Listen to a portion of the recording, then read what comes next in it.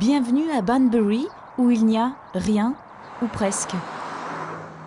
Près du village, l'usine Marussia est intime et, aussi calme qu'un paysage anglais, Jules Bianchi devant sa voiture, sa monoplace de pilote de F1. Un rôle dont il a toujours rêvé et qui lui a été attribué comme dans un conte de fées vendredi dernier. Je l'ai su peut-être 2 heures avant qu'il l'annonce, donc c'était quelque chose de spécial et c'est un petit peu dur à décrire.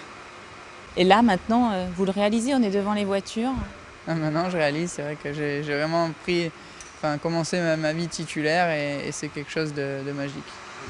C'est la première fois que Jules rencontre son équipe, quelques jours seulement avant le premier Grand Prix à Melbourne, le 17 mars.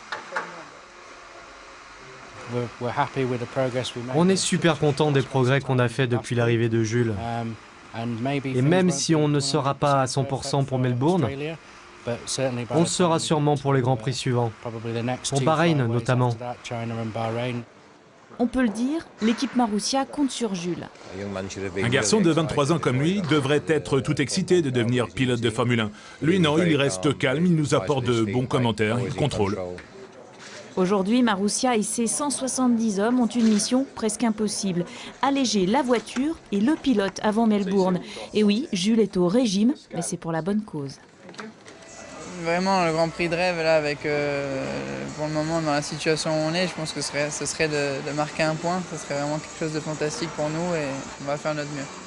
Si Jules réussit ses premières qualifications en F1 le 16 mars, ce sera déjà comme une victoire.